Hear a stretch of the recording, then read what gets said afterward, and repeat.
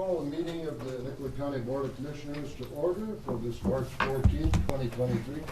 Please stand for the pledge, led by Commissioner Drantle.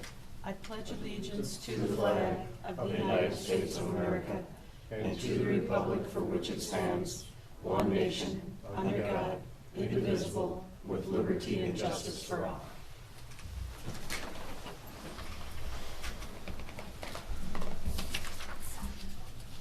Good morning, everyone. Approval of the agenda. Ms. Landcamer, do you have a change on that? Yes, Mr. Chair, there is a new agenda item for consideration today. It is the amendment of number 3 to MnDOT agreement number 1045974 and resolution submitted by Public Works. Will that be before the annual Thistle report? I believe that can go after the annual Thistle report. That Thistle report is pretty important. Yes. Okay, we'll put it after that. You've heard the adjustments to the agenda. Is there a motion to that effect? So moved. Commissioner Dean has moved. Is there a second? Second. Commissioner Zins. All in favor say aye. Aye. Those opposed, it carries. Approval of the consent agenda. Any members wish to remove any of those items off? Otherwise, we will entertain a motion to approve. So moved. Commissioner Dean has moved. Is there a second? Second. Commissioner Drantle. Discussion? Hearing none, all in favor say aye. Aye. It carries. Thank you. Public appearances. Is there anyone who is not on the agenda of our business meeting here today wish to make a public appearance before the county board? Hearing and seeing none, let us move on to human resources. Christy, do you have need some help carrying that big trophy up? No, I got it. Good morning. Good morning, Mr. Chair, members of the board. Today I'm here to award a Continuous Improvement Award. Nicollet County is committed to continuous improvement, which is ongoing improvement of services or processes through incremental changes. Each year, as departments make improvements, they submit brief descriptions of their projects. Then County Administrator Landcamer and I review the submissions and select one to be awarded Most Impactful Continuous Improvement Project of the Year. After review of the 2022 Continuous Improvement submissions, the Women, Infants, and Children team, or WIC team, in the Health and Human Services was selected as having the most impactful improvement project. Participants of this project were Arlen Penner, Lynn Stewie, Rebecca Willett, Jen Seeley, and Cassie Sassenberg. So the WIC team successfully piloted a new technology. The software was called Captivated, and it allows for office phone numbers to receive text messages through an application. These text messages can include secure chat and exchange of forms. This has proven to be an innovative and efficient means of communication and has many benefits to the county's WIC clients. Benefits to the county include cost savings, labor savings, time savings, less processing time, and an improvement in customer satisfaction and employee satisfaction. This project represents the spirit of our mission, vision, and values so well, especially in terms of innovation and efficiency. As use of Captivated spreads to other groups, they will be so grateful for the WIC's leadership in getting this system up and running at the county. A full report of all the submitted 2022 continuous improvement projects will be available in the near future.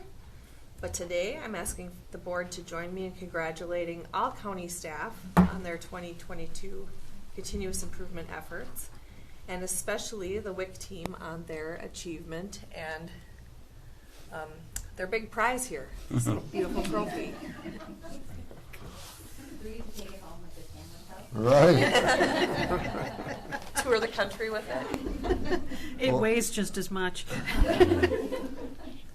Would it be possible that we could call Cassie and her team up to stand by the trophy, and then Cassie could introduce all of the folks to us personally again? think I know that's a you great want to idea. take a photo of this event. So Cassie, if you could come forward and bring your folks with you.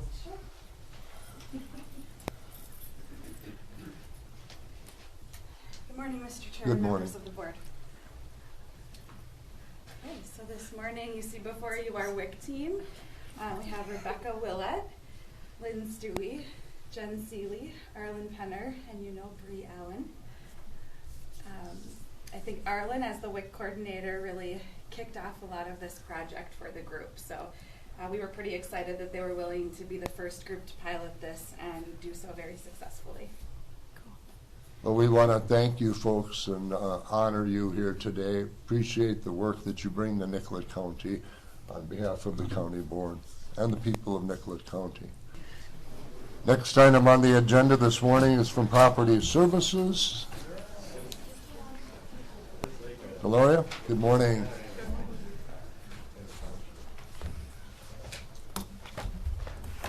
Good morning, Mr. Chair, members of the board. My first item today is regarding PLN 23-04, a CUP request from Annexhead Dairy Farms, Inc.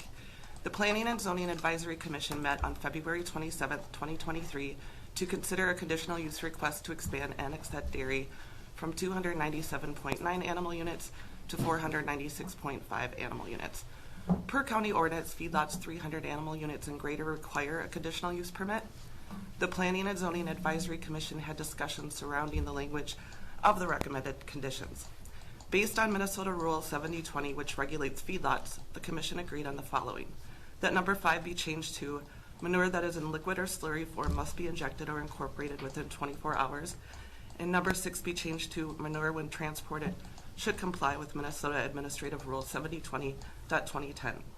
The intent remains the same, and applicants agreed with the changes. Staff was also asked if there were any past complaints of the site, and there were none. Additionally, there are no impacts within the 93% offset buffer. The public was notified as required by law. Staff received one call inquiring about the CUP request who had questions, but the caller had no concerns. Nobody spoke in favor or opposed at the hearing. Based on their findings, the Commission voted unanimously to recommend approval of the CUP with the amended conditions as listed before you. Does the board have any questions? You've heard the recommendation. The one comment that I might make ahead of time, or any action asking for a motion to accept this, is that I've been around for a while and I haven't seen a report this complete in my years of viewing planning and zoning and proposals for any kind of hog or dairy type of feedlot. So kudos to your office and to the annexed heads. It looks fairly complete, and the planning and zoning group, Marie, was all in favor of that. Or Terry, were you there? Terry was there for me that night. So I'll look to Terry to see if you have any. No, as you said, Mr. Chair, I thought it was almost an amazing application in terms of detail and questions answered. I felt very good about it, and when the time's appropriate, I would make the needed motion. It's appropriate. Okay. I'll move approval of the conditional use permit and the acceptance of the findings of fact. You've heard the motion. Is there a second? I'll second it. Commissioner Zinn's discussion. Further discussion? It's been a while since we've seen proposals of this size, or really any size that I can recall. Where do you see the future going? Yeah, I think with feedlots, it's a little different for Nicollet County. It's not the flat surface for hog farms. So it would be dairy, but it's not very common. I don't know. I haven't had anyone come in and request any sort of future applications, so it's not on my radar at this time. Any other questions?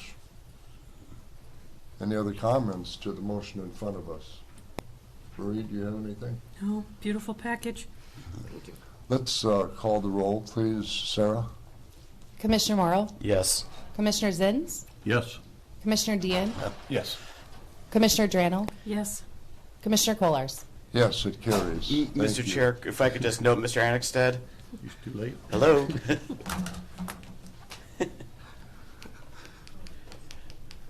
We just approved it. And we complimented how good the packet was. All right. Thank you. You're just in time then.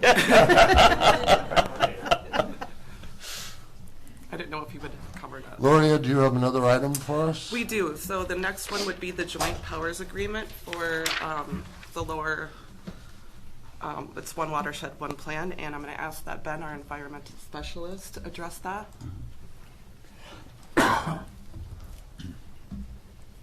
He does have a PowerPoint, so I don't know how. Okay. Okay.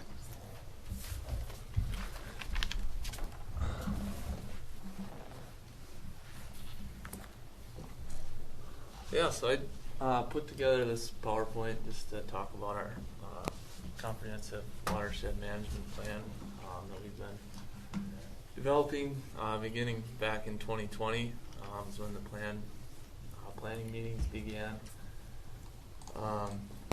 Yeah, and just the whole idea behind it is that the watershed boundaries don't align with the county boundaries, so you're working with other counties within the same watershed to address the resource concerns, and all ultimately working towards the same goals of improving water quality in the watershed. So here's just a map of the planning area. You can see it consists of Nicollet County. The majority is in Sibley County, but then McLeod and up a little bit into Renville County as well.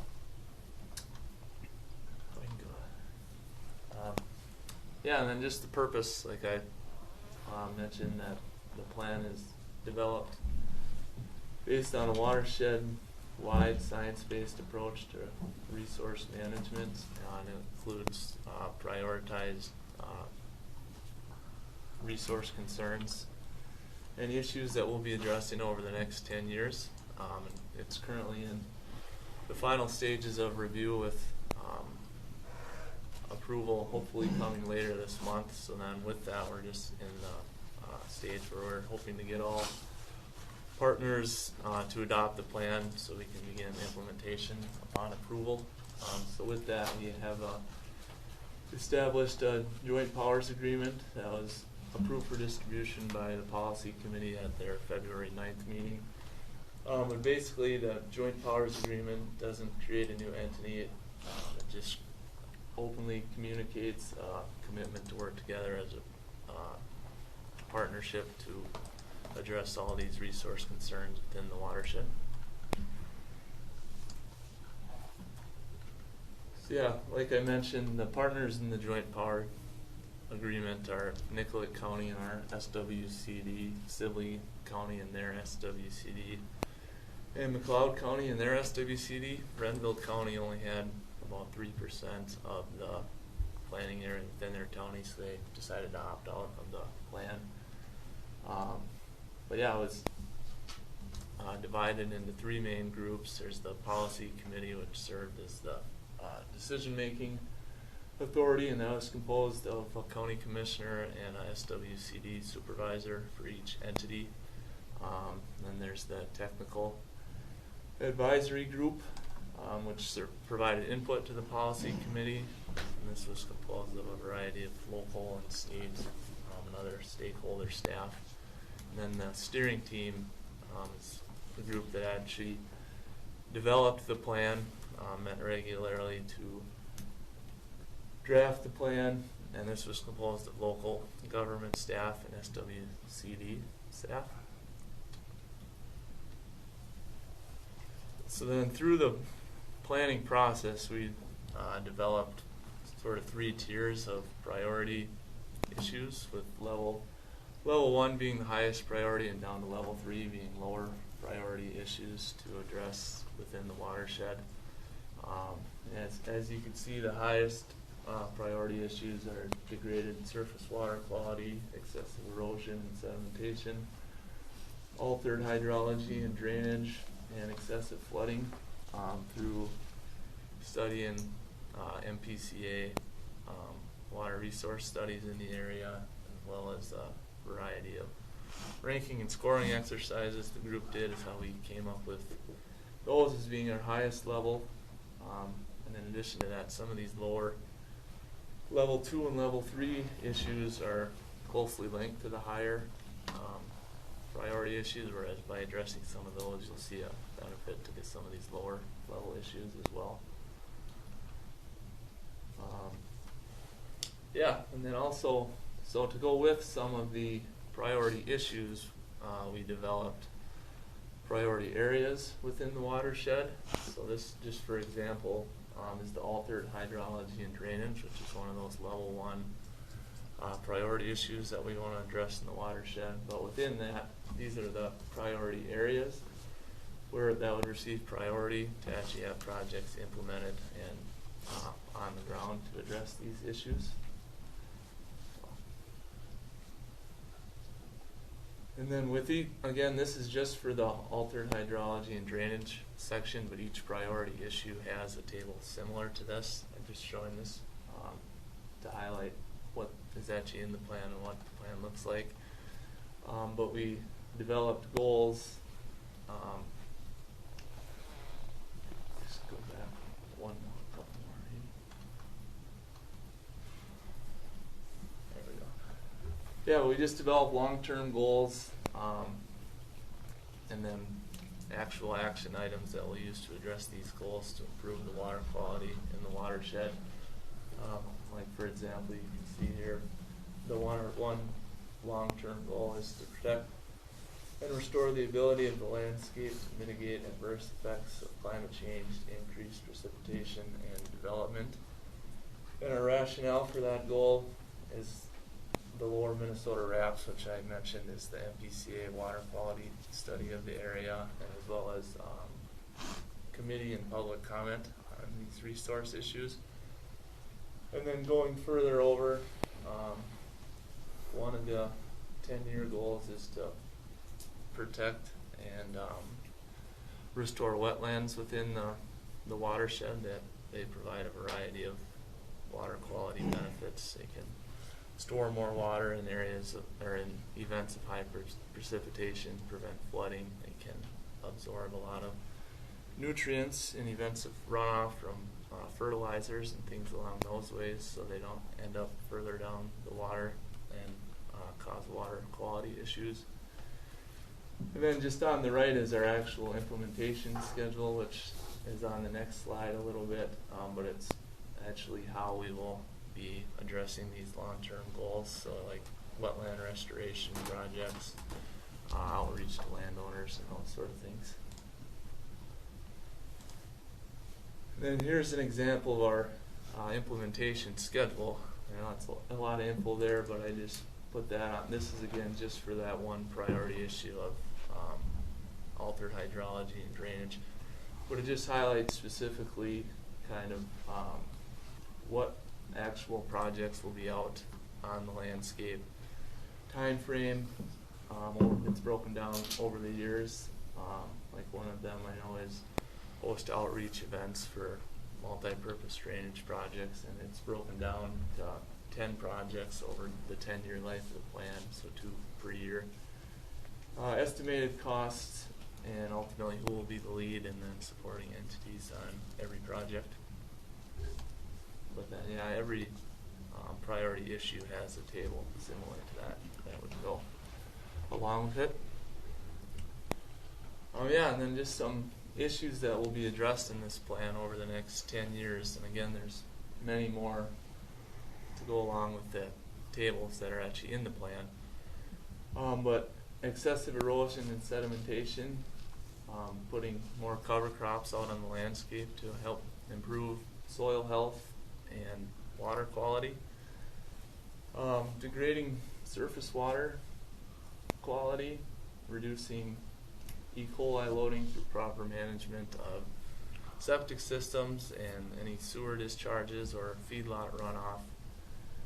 Altered hydrology and drainage, those wetland type projects that I mentioned, and excessive runoff and flooding, providing assistance to landowners who may be impacted by these flood events. And then just rounding out our priority issues, degraded soil health, so helping implement educational programs to the landowners to help implement soil best management practices, and protecting groundwater and drinking water quality, working with landowners to educate them on proper well management, and then threaten groundwater supply, a variety of projects working to promote groundwater conservation and sustainability. And a lot of the fish and wildlife habitat projects will come along with implementing some of these higher tier priority issues. And then just to break down of the estimated plan funding and implementation costs, and it is an estimate as a lot of this is dependent on funding through state, federal, and private grants and cost share type projects with landowners. But in order to be eligible for the watershed-based implementation funding, each partner entity has to agree to implement and adopt this plan. So that's a big component, and now that's a significant chunk of this funding as well. Just so it's important that all of the partners that I mentioned buy into this plan, so we can ultimately get approved, and we'll be able to use this plan as leverage for funding with a structured plan in place on how funding will be used to implement watershed projects, and ultimately all work together to improve water quality of the watershed.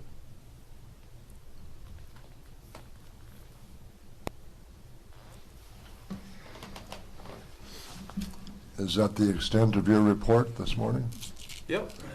I see on page 192 of our agenda is the resolution to adopt and implement the Lower Minnesota River West Comprehensive Watershed Management Plan.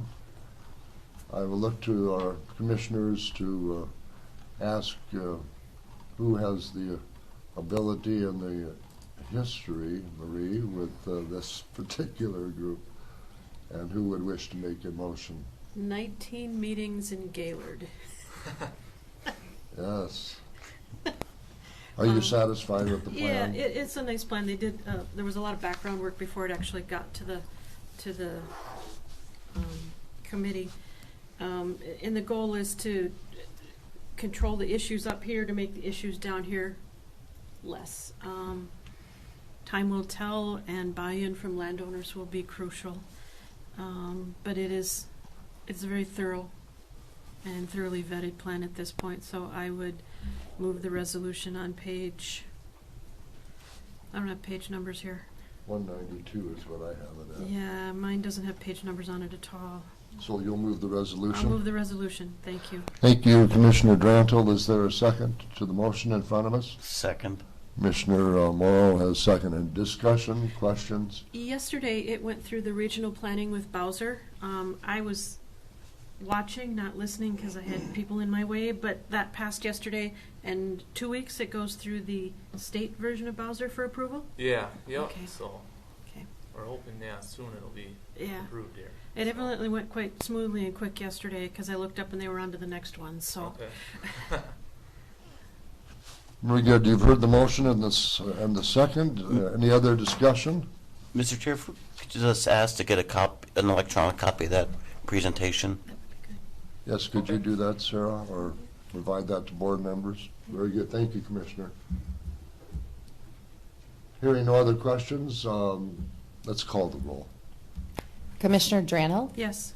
Commissioner Morrow, Yes. Commissioner Zins, Yes. Commissioner Dean, Yes.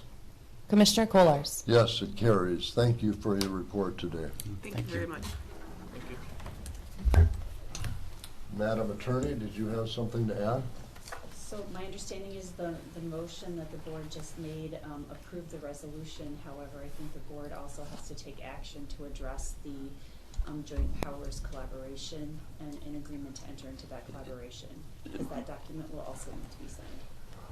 Is that in the second part of that resolution, or? I want to just make clear that you're also approving the collaboration as part of the motion. All right. Yes. I'll move adoption of the joint powers agreement. Second. We have a motion and a second from Dean. Discussion? All in favor say aye. Aye. Those opposed, it carries. Thank you, Madam Attorney, for calling that to our attention.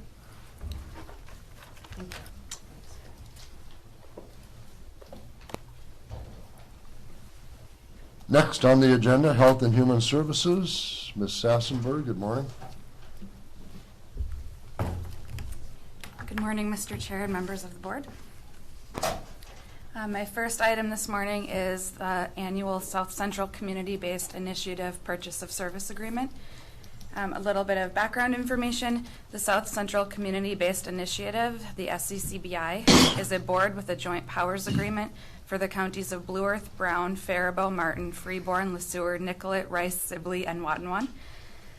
This board accepts and administers grants and enters into contracts primarily through the use of the Adult Mental Health Initiative Grant and Crisis Grants to meet regional mental health needs. Through this initiative and its managed state contracts, Nicollet County receives reimbursement for case management services, community support program services, and funding for our clubhouse. Changes to the 2023-2024 contract include implementing a 2-year contract cycle to match the DHS funding cycle, which means that we will have 2 years to spend the allocated funds instead of an annual budget. There was also a 1% increase in funding allocated to counties for mental health staffing and a $6,000 increase over 2 years allocated to counties for clubhouse staffing and services. And just as that side note, that this was not an increase to our base grant, but rather regional funds being distributed a little bit differently. So this morning I am requesting approval of the 2023-2024 Purchase of Service Agreement. You've heard the request from our director. Is there a motion to that effect? So moved. Commissioner Dean has moved. Is there a second? Second. Commissioner Morrow. Questions, comments to Ms. Sassenberg about this item? 1% isn't going to go very far, is it? It is not, no. There was some underspending in parts of the region this year, which led to an amended contract to redistribute the money at the end of the year. So the 1% distribution difference accounts for that for next year.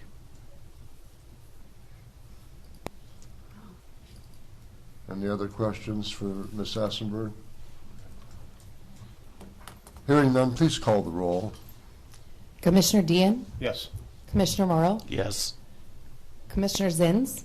Yes. Commissioner Drannell? Yes. Commissioner Kolars? Yes, it carries. Thank you.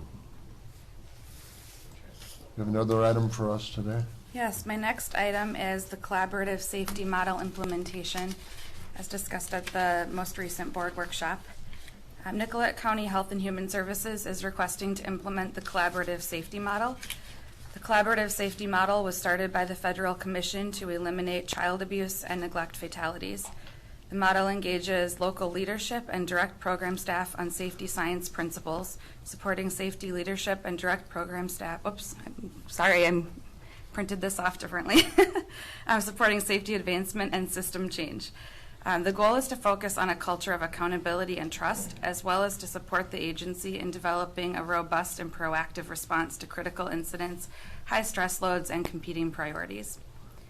Outcomes expected from the use of the collaborative safety model include increased trust in provision of care, improved staff morale, enhanced system development, improvements in employee retention, increased accountability, and increased public trust.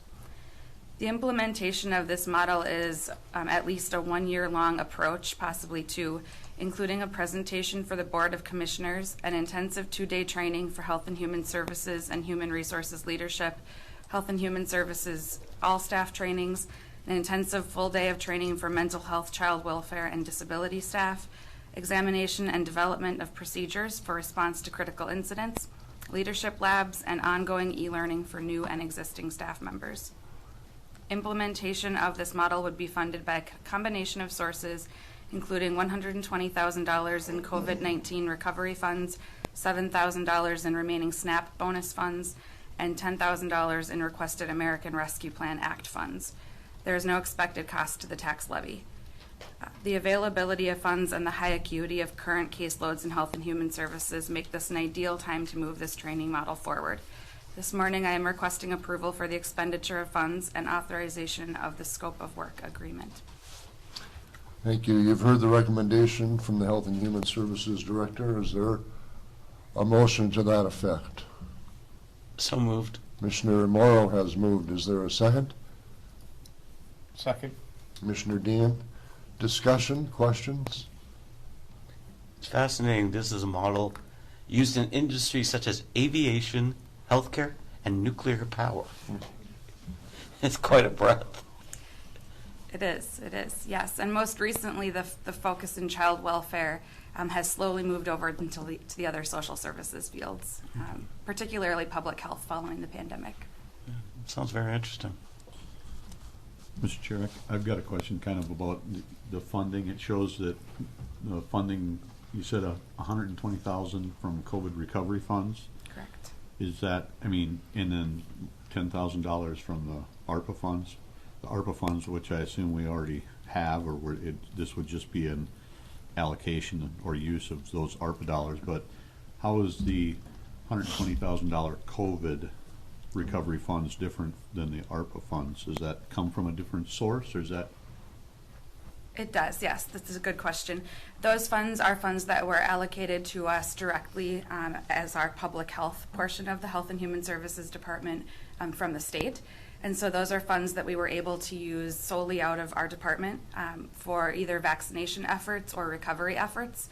And they put a dollar amount that needed to be used for vaccine and a dollar amount that needed to be used for recovery.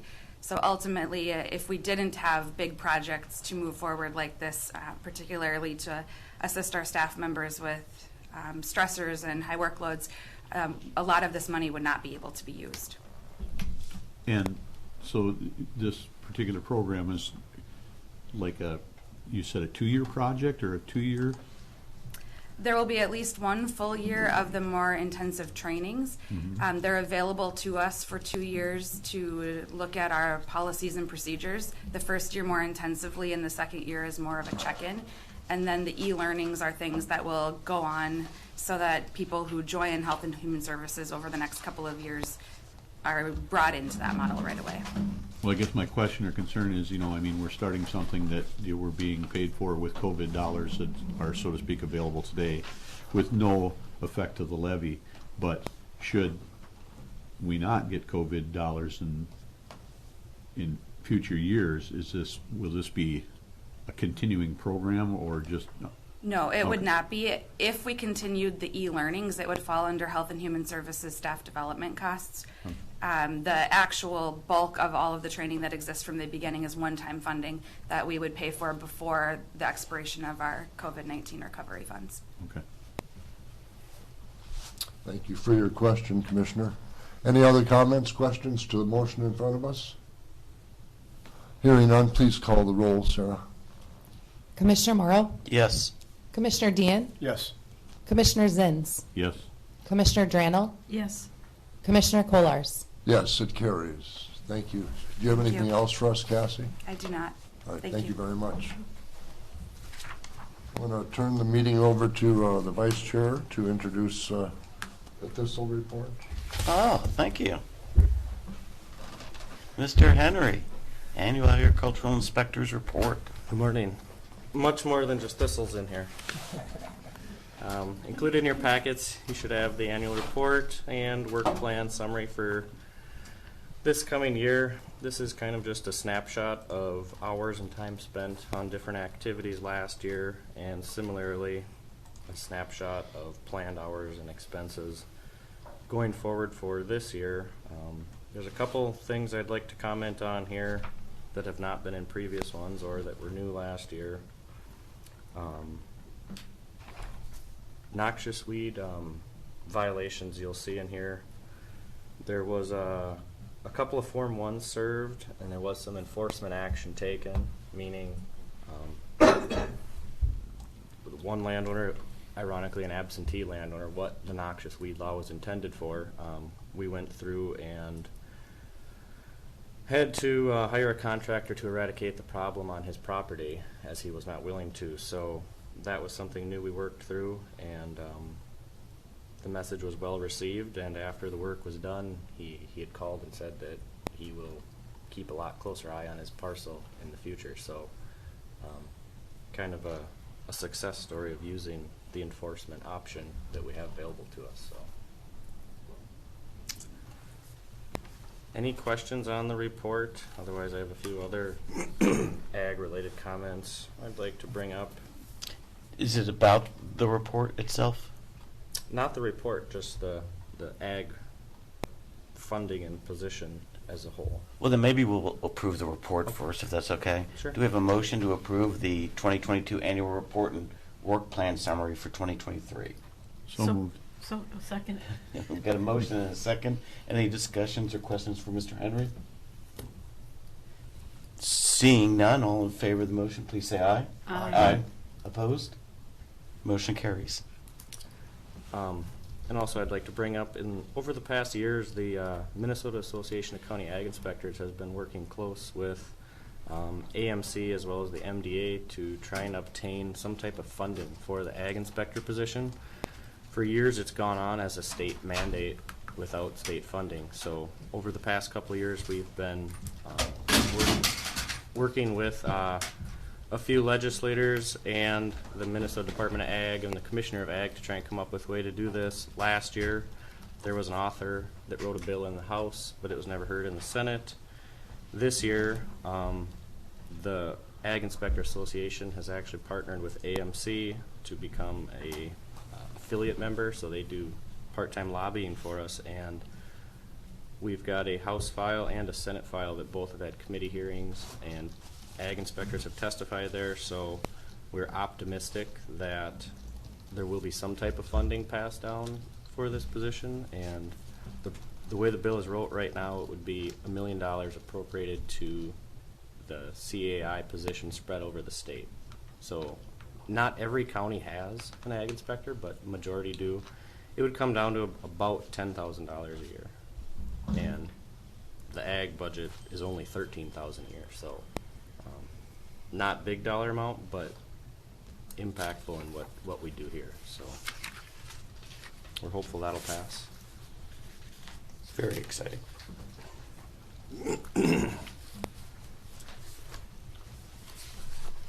Any other questions? It's amazing how $1 million,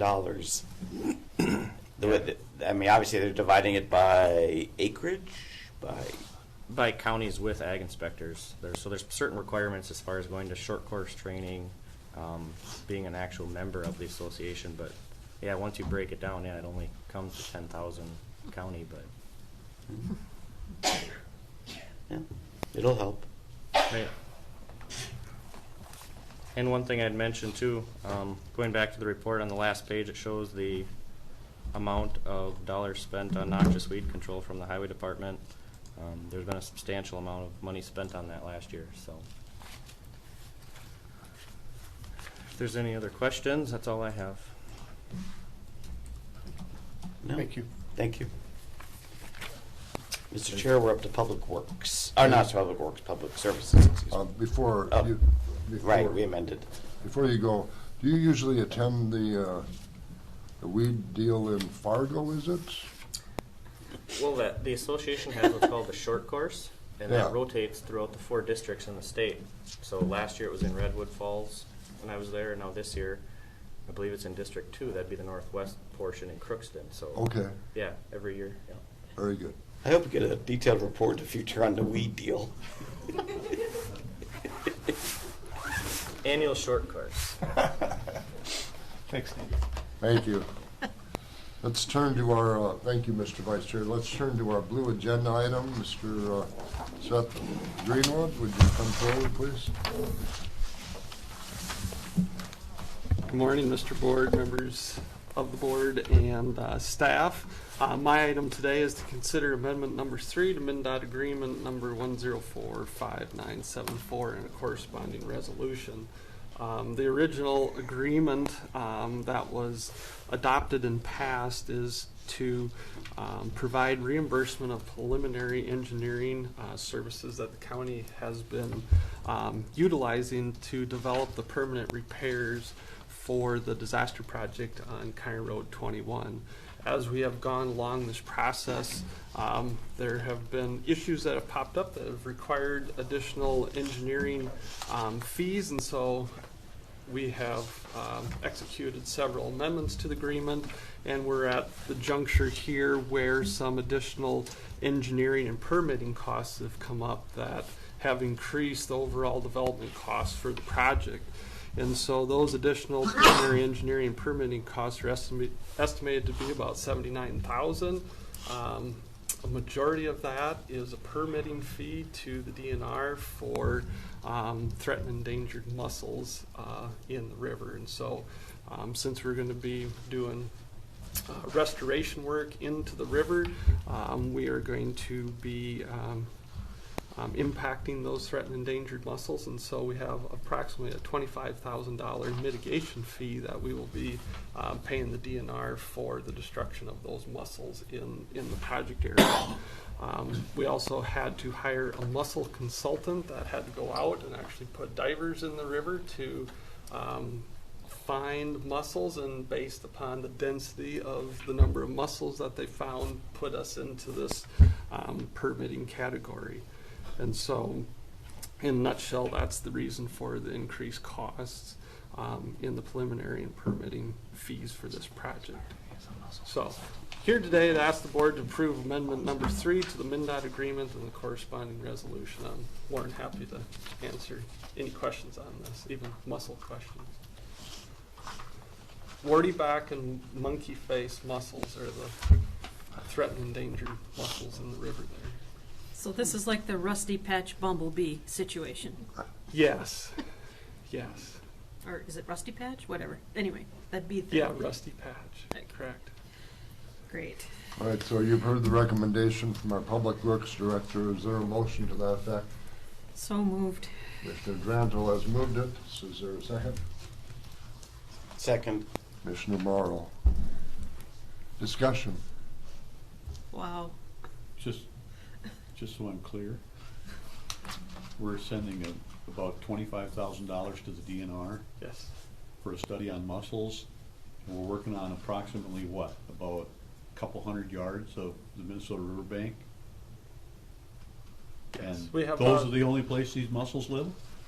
No, they're found throughout different So- tributaries in the state. But when they did the mussel survey in the location of the project, they found a concentration high enough of these particular mussels that it hits the threshold that you have to mitigate for impacts to those mussels. Yeah, the $25,000 that we pay is for the DNR to invest those dollars into actually growing these endangered mussels in a controlled environment, and then they take them and put them back into the tributaries in the state. If you could get it. Because we want the mussels. We want the mussels. We want to be muscular. Yes. Right. Well, it could be worse. It's not a zebra mussel. Yeah. Yeah, those are noxious Well, they'd mussels. be bad if they were in a different water body, because then they might be invasive in another one. Yeah. Yeah, there's threatened endangered bats. Of course, we've got the bald eagle. I cut down all the trees, so we don't have those issues to deal with. Just the mussels. Any other questions for Mr. Greenwood? Any other comments to the motion that we're going to act on? Please call the roll. Commissioner Drantle, Yes. Commissioner Morrow, Yes. Commissioner Zins, Yes. Commissioner Dean, Yes. Commissioner Kollars. Yes, it carries. I'll just make one comment on the funding. 80% of these engineering and development costs will be borne by Federal Highway. The other 20% will come from DPS, Homeland Security. Same state agency that provides us our cost share on FEMA projects. Do you have any other items for the board this morning that you'd Nope. like to share? Nope. Thank you. Public Services, Ms. Copa?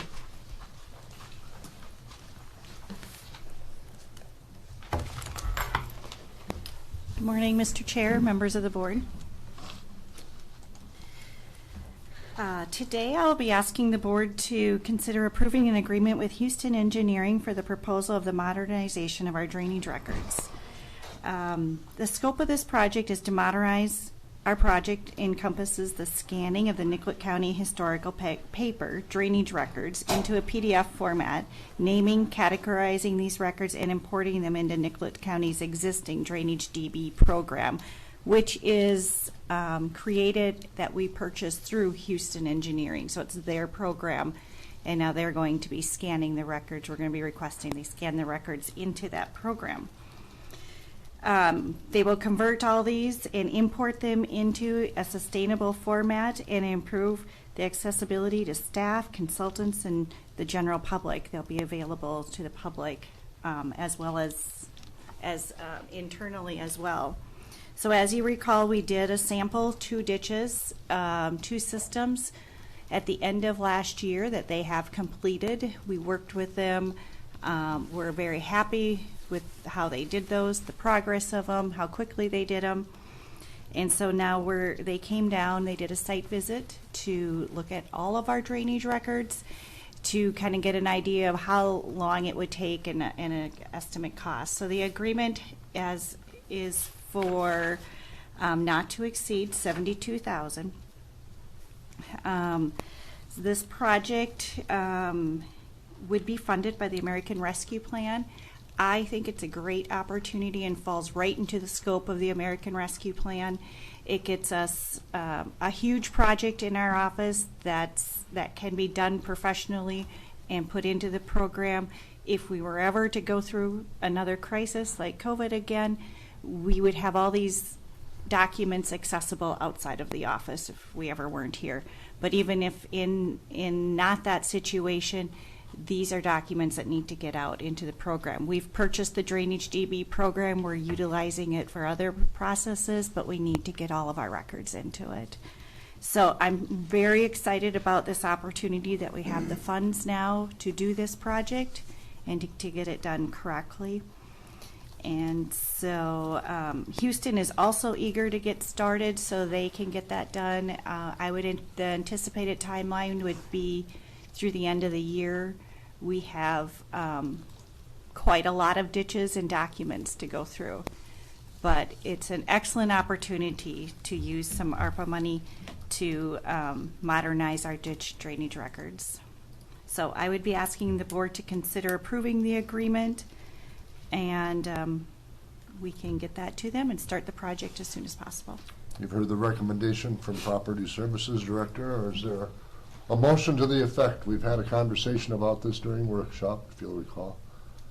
Is there a motion to approve? So moved. Commissioner Drantle has moved. Is there a second? Second. Commissioner Morrow. Questions? The 2 ditches that are currently under discussion, they'll be part of the same cost in the future. There's 2 ditches. It says here that those are already paid for, so those are done. Oh, okay. So then they looked at our remaining documents left. It's just going to be nice to have all that accessible at fingertip. Click, click. It will be. A little bit further into it, it isn't just a scanning program, a scanning project that we could maybe hire an intern to do. You have to have knowledge of these documents and where they go, how they get coded, how they get generated into the system. So like I said, I'm excited to get this going. It's going to be very, very beneficial to the county. And it's less than $900 a system. It's not, once you break it down that way. Correct. Where's Houston Engineering? Are they in the Twin Cities? They have an office in the cities that we would be taking these documents to, but they are their main office is in St. Cloud. Are you seeing some of your fellow counties using this group to modernize? They are the creators of this Drainage DB program. It is, to my knowledge, the only drainage record retention program. They saw a need for this in all counties and generated and created this program. I think we got it back in 2014, so it just is ideal for them to be the ones to offer that, to get those documents into the program itself. There really isn't another program out there. Right. Any other questions, comments for Jackie Coben? on this expenditure? Hearing none, please call the roll. Commissioner Drannell? Yes. Commissioner Morrow? Yes. Commissioner Zins? Yes. Commissioner Dean? Yes. Commissioner Kohlers? Yes, it carries. Thank you. Do you have anything else for us today? Not now. A little bit later, right? Moving forward on the agenda, County Attorney Michelle Zender Fisher. Good morning, Michelle.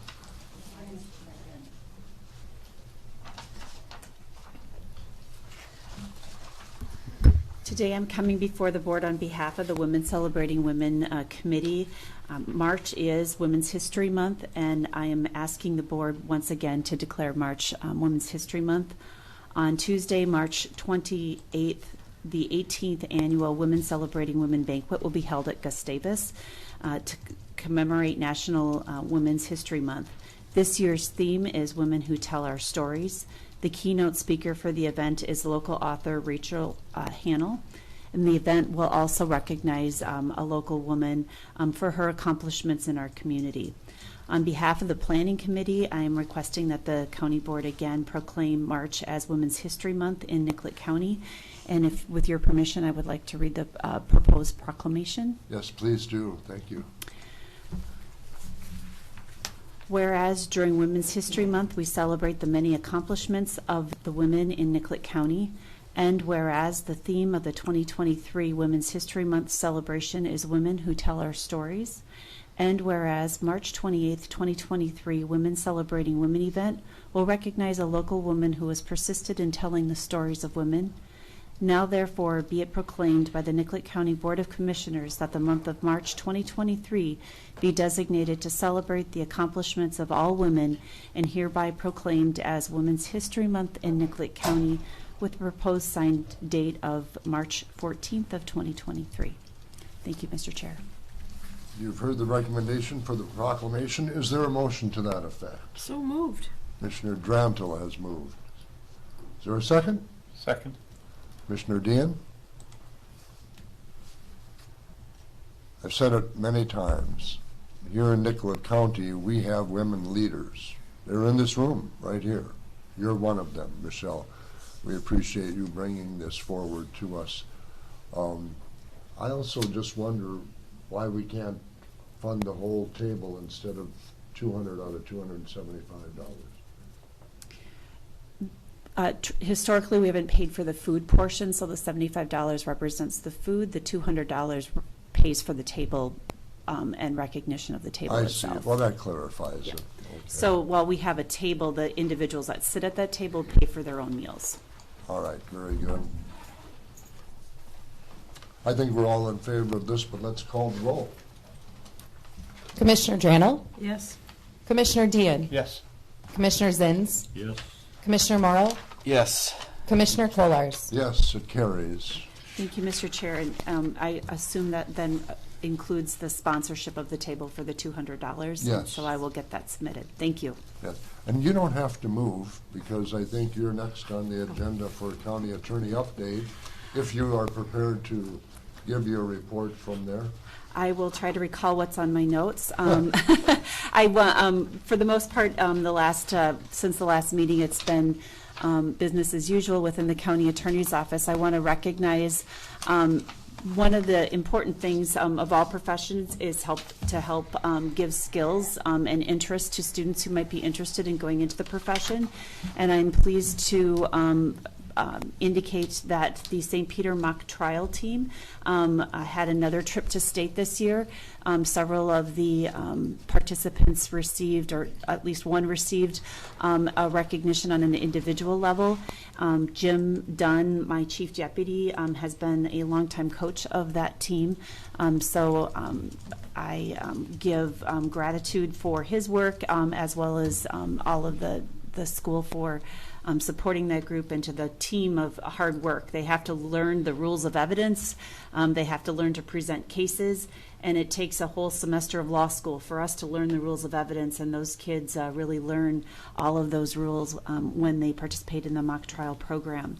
I also, as indicated by the proclamation, March is Women's History Month. I was fortunate to attend a leadership event with Administrator Landcamer and Ms. Copit, and also attended a fundraiser for Gustavus with Ms. Larson and Ms. Sassenberg.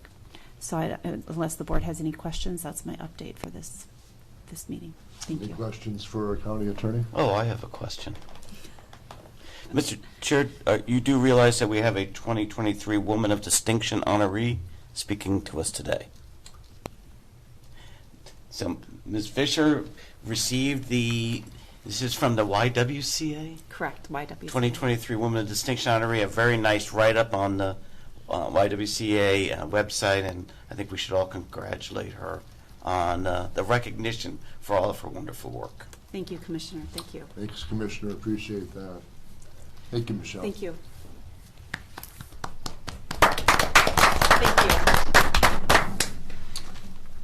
We'll start with commissioners' reports if the board will allow me to go last here, and we'll start with Kurt Zins. I attended the Soil and Water Conservation Board meeting, and also attended the Nicollet County Extension meeting with you, Jack. That's all I had. All right. I attended land use training. I attended the Greater Mankato Growth Annual Meeting. We had an AWCA meeting. I attended the RETA meeting. I did spend some time last Thursday lobbying up at the state capitol with our legislators for some of the county issues, as well as some other issues I was working on for the city of North Mankato and the chiropractic profession. And then I had the SHAC representatives came down and spent a couple hours with me last Friday. Thank you, Commissioner. Commissioner Morrow? We met with City of St. Peter liaison, Nicollet County Corrections, spoke to a program at Greater Mankato Growth, a leadership program, Nicollet County Collaborative, the County Community Health Board Executive Meeting, Connecting Nicollet County, you and I did, I guess, and then Highway 169 Coalition. Thank you, Commissioner. Commissioner Dranto? I also attended the liaison meeting with the City of St. Peter and need to remind you all of the public open house for Highway 22 tomorrow evening. Yes. 4 to 7. There is also an online survey. Lots of potholes. Attended union negotiations last week. Attended the Brown Nicollet Community Health Board meeting. Yesterday I watched the One Water, One Plan watershed through Bowser. And be it remiss, our chair had a birthday this weekend. And we did not celebrate with cake and cookies today, but we might have to surprise Jack some other day. And that would be it. Happy birthday, Jack. Thank you. Thank you, Commissioner. My meeting report includes area transportation planning. There's a lot of work in that area. Commissioner Zins and I were at the extension meeting. Commissioner Drantle and I on the collective bargaining. Another ATP meeting, another ATP 7 meeting, area transportation. We had a really good group at the Connect Nicollet County meeting the other day with Jackie Copet, with Dave Lang and Cassie and Michelle were there for a good discussion and a lively group. I thought it was very, very well attended. I might mention on one of the area transportation items, transportation taxes are down, which means that revenues will be decreasing. And it doesn't look like there's going to be a lot of movement at the state legislature other than probably tab fees going up maybe by $10 on newer cars. So there will be funding holes in transportation, just like the holes that we see in our streets all over in this spring of 2023. So the Highway 93 flood wall near Henderson will start in 2024 at a $34 million investment. They're raising that road as much as 8 feet to take it out of the water, moving forward. So, but we continue to work forward, sharing challenges, opportunities, and successes as an area transportation partnership. We'll continue to work in that direction. Commissioner meetings and conferences. I know that some of us are heading to the leadership convention or AMC Leadership Conference in Nisswa at the end of this month. If you haven't yet had a chance to register for that, please contact Sarah and she can move forward with that. Are there any other items, Mandy, that you'd like to make the board aware of on meetings and conferences? We do have an upcoming joint meeting with LeSueur County and Nicollet County at the end of the month on March 28th. And that will be held across the river at the restaurant, right? Correct. Okay.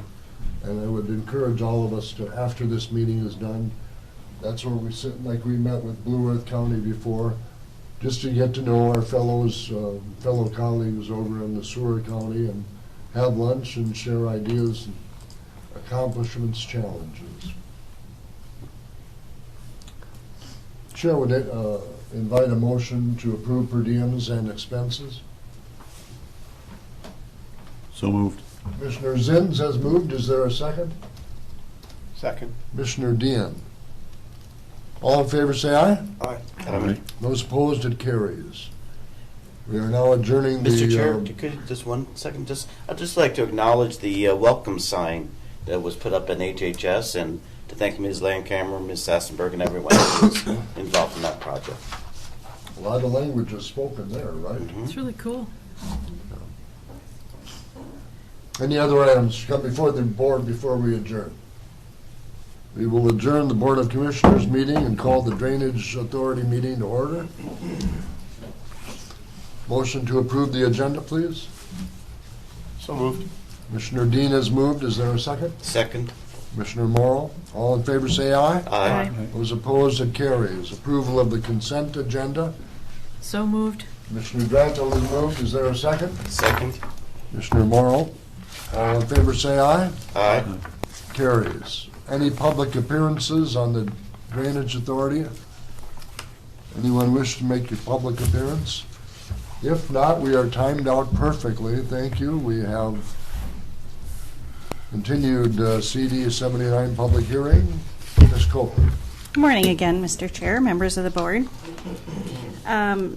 So today we're here again to continue the closing of County Ditch 79. I'll do a little recap as it's kind of been a long process till we got here today. So on December 17th, 2019, the Drainage Authority accepted the final engineer's report and viewer's report for the determination pertaining to the improvement project to County Ditch 79. On April 28th, 2020, the construction bid was awarded to Mulno Construction, LLC. On December 7th, 2021, ISG, the engineer on the project, has submitted their final acceptance report to the Public Services Department. On February 8th, 2022, a public hearing was held. During that meeting, it was determined that additional work needed to be completed on the Cordis property. The original meeting was recessed until June 28th, 2022. On that date, the board made a motion to pay Mulno Trucking in full, and then by motion, it was approved to keep the improvement project open and ask ISG for a proposal on the allocation of additional expenses to complete the project on the Cordis property. The meeting was adjourned again was recessed continued, I should say, until July 26, 22, where the board approved ISG's memo dated July 20th, 22 for the allocation of expenses and completion of the project.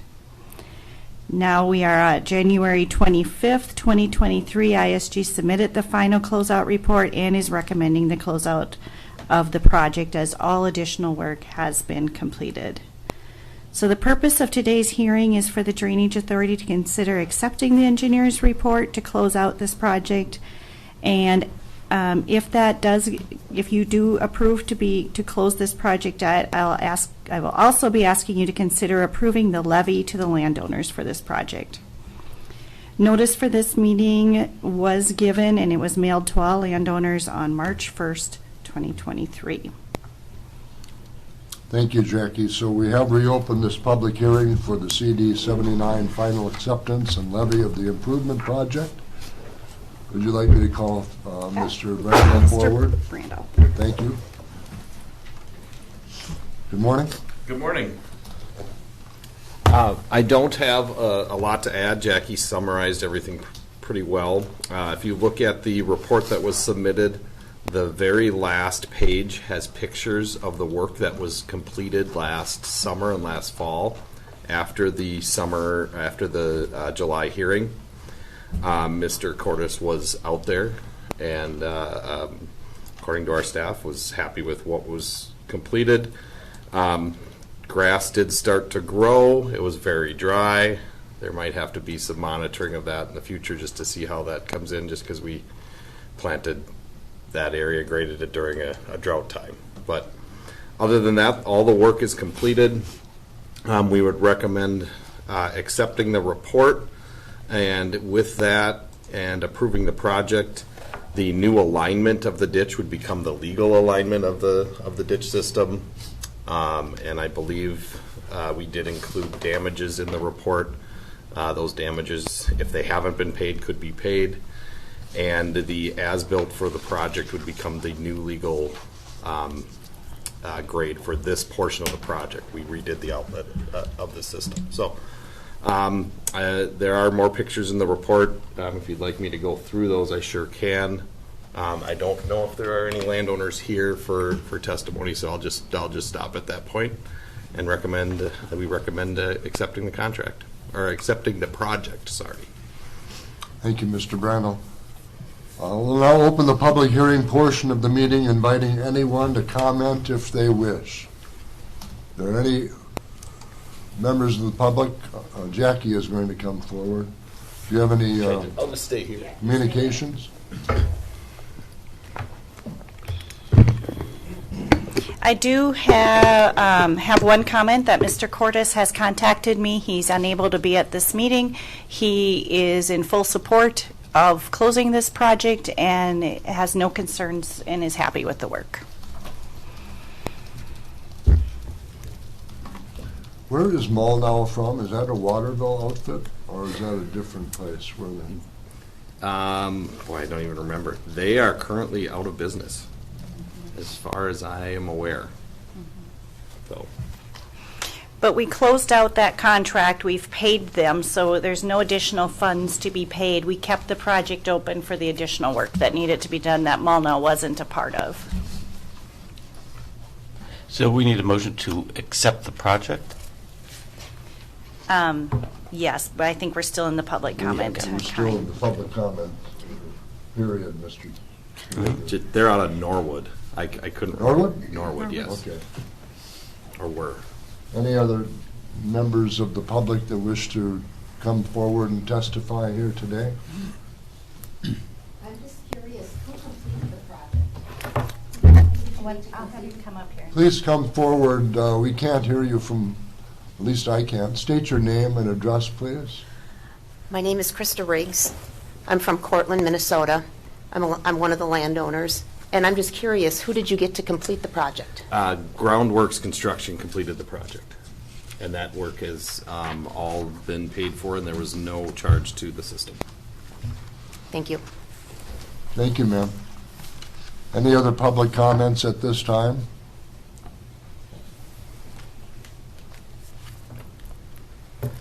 Any other public comment?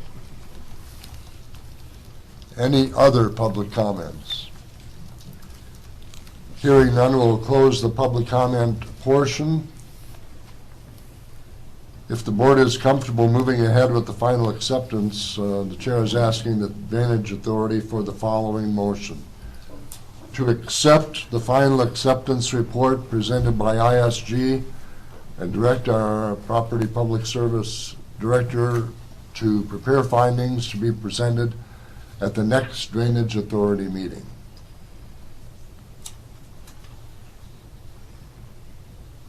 So moved. Commissioner Morrow has moved. Is there a second? Second. Commissioner Drantle. Discussion on the motion. Just have a question. Commissioner Zins? Regarding, you said that the groundworks finished the project, but there was no additional cost to the landowners?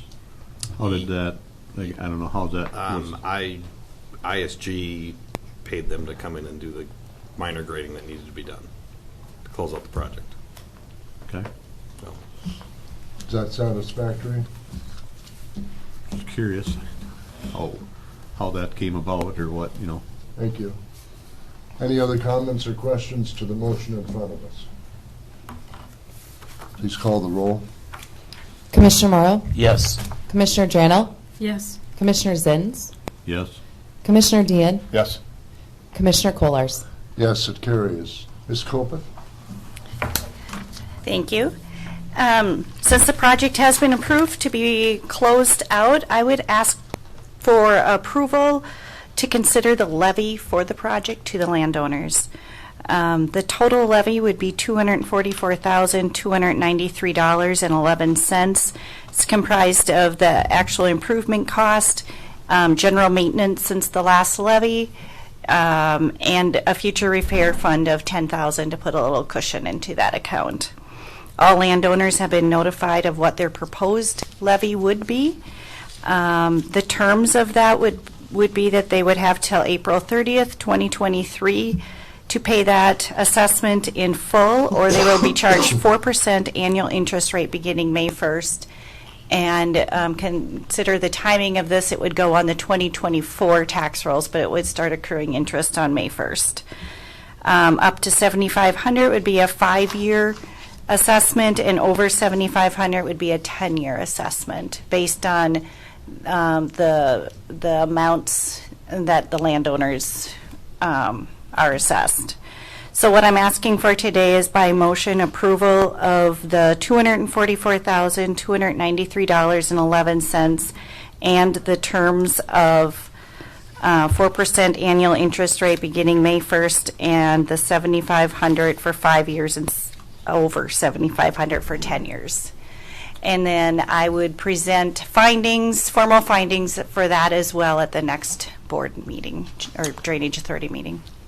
You see the proposed levy order on page 266 of your agenda packet. Is there a motion to that effect? So moved. Commissioner Dean has moved. Is there a second? Second. Commissioner Drantle. Discussion? The 4% interest rate is set by statute, correct? It is. Okay. Mm-hmm. Any other comments or questions to the motion in front of us? Hearing none, please call the roll. Sarah? Commissioner Dean? Yes. Commissioner Drano? Yes. Commissioner Zins? Yes. Commissioner Morrow? Yes. Commissioner Kollars? Yes, it carries. Mr. Randall, thank you. Thank Do you you. have anything else for us? I do not Kathy? have anything else. So the public hearing can be closed. Okay.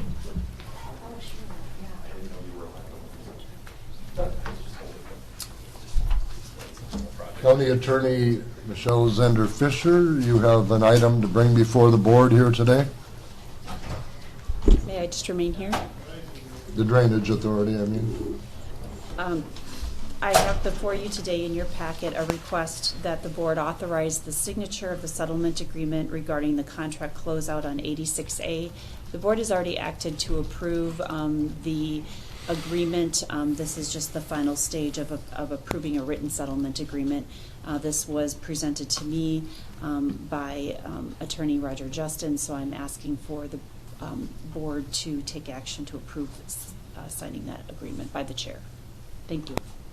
All right, you see the information presented by the county attorney, pages 267 through 272 on the Lametti issue. Is there a motion to approve? So moved. Second. Commissioner Morrow, Commissioner Dean moved and seconded. Discussion on this item? Comments, questions for the county attorney?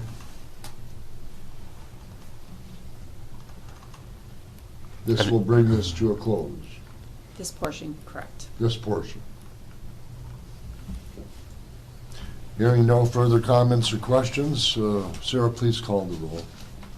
Commissioner Morrow, Yes. Commissioner Dean, Yes. Commissioner Zins, Yes. Commissioner Drano, Yes. Commissioner Kolars, Yes, it carries. Any other items to come before the Drainage Authority this morning?